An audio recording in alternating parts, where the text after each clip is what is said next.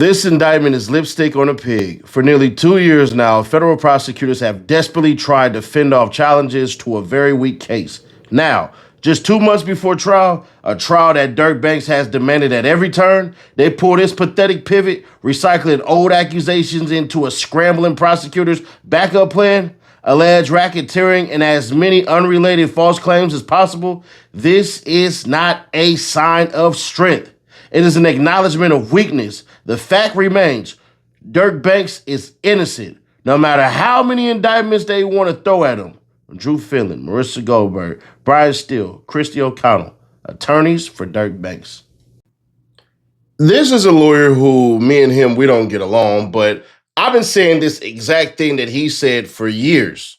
Update. We have a whole new indictment. What does the indictment say? Well, let's think about this for a second. 11 weeks before trial, guy locked up for 2 years, and the government basically says, you know what, murder for hire, forget about that case. Let's do a new case, racketeering. These new racketeering charges tell you everything about where this case stands. For 2 years, you've heard that this is a very simple, straightforward, open and shut. We got all the evidence. They killed his friend. He paid people to go kill them. Well, that theory is now being broadly expanded so that the idea that this is murder for hire, no. The feds say, throw that out.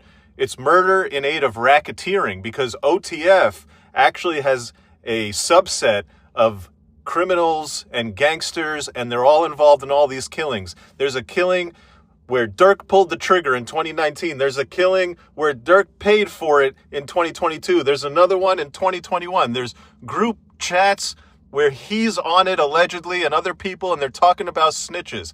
Ask yourself one question for me, fam. If you had an open and shut murder for hire case for a 2022 murder, why is it that weeks before you're about to go to trial and cook the kid, you're adding racketeering charges and murders in different states from 3 different years and calling this the Banks violent gang enterprise? Look, I get why you're doing it. They're doing it because they need to get all this other evidence in before the jury so that the jury can say, oh yeah, this is a bad guy. Let's cook this guy. And whether any of that evidence has any weight, whether any of that evidence has any truth, here's the truth. The fact that they need it, the fact that they're trying to go get it tells you that this murder for hire case built on cooperators was not as strong as they were telling you. Now, if you ever wish payday came sooner, this might actually help. There's a banking app called Current with a bunch of useful features. And one of the main ones lets you access up to $750 of your paychecks early. If you switch your payroll over with Current, you get a full set of features like paycheck advance, fee-free overdraft, and the build card and more. It handles everything in one app. I actually like that myself, which is why I partner with them. And right now, they're giving $75 to anyone who signs up using my link or scans the QR code on the screen. If you scan the QR code, it'll take you straight to the sign-up page where you can create your own account. Just go through the normal sign-up steps, enter information, order your card. After you complete those steps, you'll see the option pop up to enter my promo code, which unlocks the $75 bonus when you switch your direct deposit. So make sure you go through the full sign-up process so you don't miss it. If you ever feel like managing money is stressful and tight sometimes, it's definitely worth checking out because that's literally what it's designed for. Keep in mind, with respect to the cooperators, the new indictment takes 2 defendants out. OTF Vonnie, Kayvon Grant, and another guy, one of the shooters. So Vonnie, they said, was the guy who bought all the guns and arranged all the travel, and he was the orchestrator of this. Then they got this other guy, Keith Jones. He's one of the shooters. Well, both of those guys are off the indictment, suggesting that they have cooperated, taken pleas, but the new racketeering indictment, bringing in stuff from 2019, 2020, 2021, that suggests that those cooperators' testimony was not going to be enough to cook Lil Durk. What's coming up next? Everything. I mean, this is like starting a case from square one. You're going to have possibly motions to dismiss, bond motions, arguments about this music video that they want to use. The very simple point, to the extent that you thought Durk was cooked, doesn't the government abandoning their murder for hire case and replacing it with a murder racketeering case tell you that their original case was really half-baked? It's just always nice when you say it and other people want to say it because I said it first. And it's cool because everybody can draw the same conclusion. Lawyers for Workers didn't steal my idea. But then we have Trapper Ross say this bullshit. that organized the hit on Quando Rondo on May 21st, 2021, after he played his first show in Blackshear, Georgia. I've been telling you for a couple of years now that Lil Durk was responsible for that shooting. But co-conspirator number 6, people wondering who that is THF Bezu. Some people saying there's no proof. I'm going to show you the proof. 100% co-conspirator 6 is THF Bezu, and this is why. Because in addition to the attempt on Quando's life in 2021, they also added this 2019 February 5th situation. This was where King Von and Lil Durk caught their attempted murder charges in Atlanta. There were only 4 people there that day. Lil Durk, Banks, you see Banks, King Von, Davon Bennett, they got DB there. Co-conspirator 6, who I think is THF Bezu, but people are saying, how can you be sure that's him? Well, the only other person who was there that day was a guy called AAB Hella Bands, right? This happened in 2019, and then they tried to kill Quando in 2021, and they saying co-conspirator 6 was in on that. Well, AAB Hella Bands, he got shot and killed on May 14th, 2019, so there ain't no way that he's co-conspirator 6. So that's confirmed it, that THF Bezu was co-conspirator number 6, and he was in on the hit where they first tried to kill Quando Rondo in 2021. But here's what I'm wondering. Why didn't THF Bezu get arrested with Lil Durk and them? If he on paperwork, they saying that he tried to organize a hit, why didn't he get picked up before he passed away? Obviously, rest in peace to Bezu. You know, he's not here, but that's so strange. Like, why wasn't he on this case? A co-conspirator who's unindicted. That's who he is. Which means the other 6 individuals are not under arrest as well because they haven't proven that. But let's do you one solid. Ross, if he was really a snitch, they would have listed him as a confidential informant. That's what they would have did. They would have put that in the paperwork. Confidential informant said this and said that, because we've seen confidential informant in the damn freaking indictment, bro. So I'm just wondering. But now we got some new shit. They even said that we're going to take this old performance of Lil Durk and we're going to say it looks like Quando Rondo. Defendant Lindsay and Jones in co-conspirator 2 would fire multiple shots at TB, killing SR, who was a passenger in TB's vehicle. Co-conspirators included defendants Banks and Wilson would boast to celebrate their violence. Including defendant Banks telling defendant Wilson via text message that niggas don't slide or hurt Mother F for leaving it all up to us. Overt acts on or about the following dates and furtherance of the conspiracy to accomplish this objective. Defendant Banks, Wilson, Lindsay, and Houston, and others known and unknown, committed various overt acts in Los Angeles County within Central District of California and elsewhere, including but not limited to the following overt act. On November 7, 2020, the day after an associated TB was shot and killed, DB defended Banks text co-conspirator 3, I can't let this slide. I ain't letting shit slide. DB died and turned me into a different animal. Overt act number 2, following the killing of DB on November 6, 2020, defendant Banks, using coded language, told co-conspirators, included defendant Wilson and co-conspirators 2, 4, and 5, that he would pay a bounty or monetary reward to anyone who took part in the killing of TB. Overt act number 3, on or about January 21st, 2021, defendant Banks filmed and starred in an unreleased clip of a music video titled Redman, in which defendant Banks is depicted chasing and shooting an actor who subsequently similar to TB. In the video, as depicted in the below screenshots, defendant Banks views multiple online posts related to DB's death. After defendant Banks, who was then wearing a ski mask, fires multiple gunshots directly at the TB lookalike and execute the victim at short range. The video reveals that defendant Banks is both the shooter and the getaway driver who flees the crime scene. Overt act number 4. On or about May 21st, 2021, defendant Banks and Grant and co-conspirators 6 and others known and unknown conspired to kill TB, resulting in multiple co-conspirators following TB and his entourage after TB's concert near Blackshear, Georgia, and attempted to kill TB with multiple.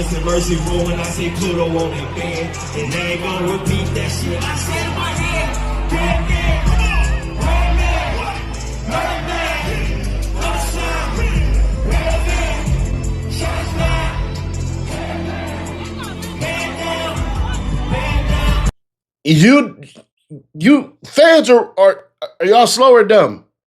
Because y'all do realize Quando Rondo acted like he shot and killed Lil Durk in a music video too. So what we want to do is we want to go to these diss songs in the story. Quando Rondo's diss song, right? November 20th, 2020. That's important, right? Then we go to another diss song called Dead Guy. Now, once again, this is Quando Rondo doing a whole bunch of dissing. Why is that important that we see that? As we go and we go up, we go to Quando Rondo's Soul Reaper song, right? And if you get to watching the Soul Reaper song, you're going to see that there's a fake Lil Durk in there. And then the obvious thing you want to do is get the hell out of Dodge and say, give me my own trial so I can beat it under my own accord. Well, two people decided to do that today. Roll it. So now we got to go to what only makes sense. United States of America versus Durk Banks stipulation, expedited briefing schedule for defendants Wilson and Lindsay, renew motion to sever defendants, hearing date July 1st, 2026. To the honorable court, all parties and their counsel of record, plaintiff, United States of America, defendant DeAndre Wilson and defendant Brian Lindsay, by and through their respective counsel of record, hereby stipulate and agree as follows. Whereas on April 6, 2025, defendant Wilson filed a motion to sever his trial from that of his co-defendants pursuant to Federal Rule of Criminal Procedure 14 ECF number 230, in which defendant Lindsay joined ECF number 249, and in which defendant Houston joined ECF 248.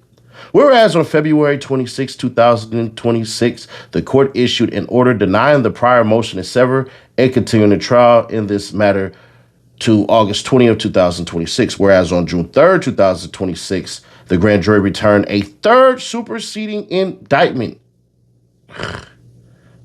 Defendant Banks, Wilson, Lindsay in Houston with, among other offenses, murder in aid of racketeering in violation, 18 U.S.C. 1959, A1, count 1, conspiracy to commit stalking in violation of 18 U.S.C. 371, count 2, and the use of interstate facilities to commit murder for hire resulting in death of 18 U.S.C. 1958A, counts 4 and 5. And alleging that February 5th, 2019 events in Atlanta, Georgia, and the January 27, 2020 events in Chicago, Illinois, are acts of violence and furtherance of a racketeering enterprise referred to in the TSI as the Banks Gang Enterprise. BGE, huh?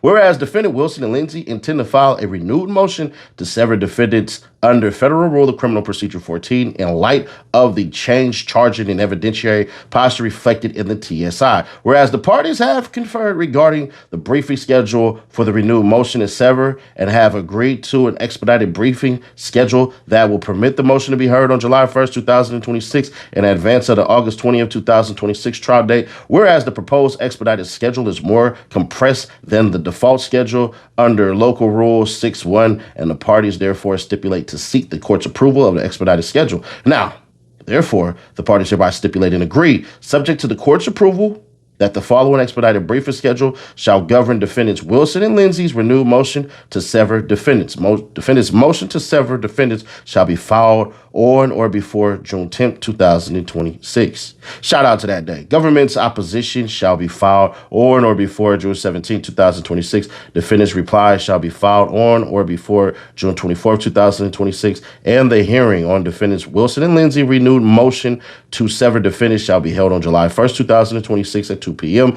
in Courtroom 5A before the Honorable Michael W. Fitzgerald. It is so stipulated. Dated June 4th, 2026, and we're going to leave it right there. Let's break down the quote-unquote Banks Gang Enterprise. Because the Banks Gang Enterprise doesn't make sense. It just logically doesn't make sense. You're telling us all of a sudden it's BGE, right? Well, all these cats are tattooing all of this shit, so where's the tattoos at? Because it doesn't exist. And what Chicago database did y'all find this at? Because we ain't never heard of this shit. But let's take it a step further. If I switch up a story on y'all 3 times, are y'all gonna believe it? Probably not. I've been telling y'all from day one, and now most of y'all are starting to come over to the Nash side and stop freaking going at me in the comments. The case is weak. People are making shit up. We went from there was money to it was money paid at a burger shop to now the actual burger shop is In-N-Out. You telling me y'all couldn't have told us it was In-N-Out before? Huh. Okay. Before, y'all weren't even going to use the Chicago shooting, but now y'all will. Okay. Now, the Atlanta shooting. And y'all let me know in the comments. You don't have to go in the comments. Just go to Instagram.com. Well, Instagram, go to Ceddy Nash, Instagram, Ceddy Nash, one word. Click that link in the story, and you can watch the full freaking video. I have 2 videos for y'all that I think a lot of y'all need to watch. Trap Lord Ross, where the shooting, I have the shooting. It's in my story. Then I have Lil Durk's actual lawyer from the case with King Von and them from the Atlanta shooting, explaining why it is that they were never ultimately charged, why they weren't.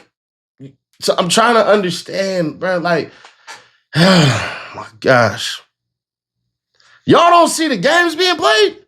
This is such a slam dunk case. Why not go with the original charges? The original charges seem way worse, right? Didn't the first superseding indictment sound insane? Lil Durk was on a plane. Lil Durk had freaking booked multiple flights. And then you realize how stupid that sounded. Because the multiple flights things was actually layovers. They weren't what the damn feds are saying. So if you, let's say, you had girls, hot girl summer, fellas, you was on your, I'm single for the summer shit. And let's say you stayed all the way in Oakland, California. You're not flying directly from Oakland to Miami most of the time. Some of y'all would like to get the hell off the plane and stretch your legs. So you might stop, I don't know, let's say in Nashville, Tennessee, or more likely, stop in Dallas, Texas. Well, the feds would say that you were booking multiple flights. And you would say, well, yeah, I was booking multiple flights. No shit. They say Lil Durk was so intelligent that Lil Durk said, I'm going to book multiple flights and try to trigger a warrant. But it's documented. Lil Durk is dumb with his money. He'll say today, I want to go to this place and book him a flight that same day. And the feds know his paper is long and he ain't really tripping on that because they revealed it when he went for a bond that they were going to give him. They just said he ain't put up enough money. So I'm trying to understand something for all the Durk is guilty people, right? What part of this makes it guilty? The part that possibly somebody might have flipped? Okay. So if I'm pissed off that my people died and I'm venting to my people like, I can't let this slide. Listen, bro, when my little brother died, I wanted to destroy a whole entire city. I wanted to burn it down. Just gonna be honest. These were my thoughts. This is something I told a couple people. Man, I can't let this go, bro. This. All this shit. I said that before. Because my little brother died.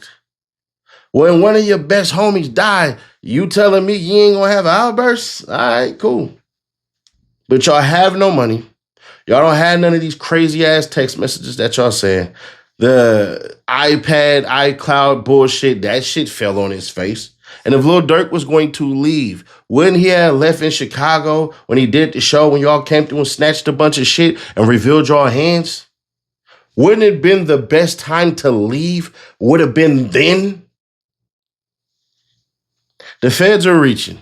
It is what it is. If you disagree, then you disagree. But I would ask you this one thing. For somebody to be such a mastermind and they had a chance to leave, why didn't they do it? Why would they wait weeks and weeks on down the line? No, can't answer that one.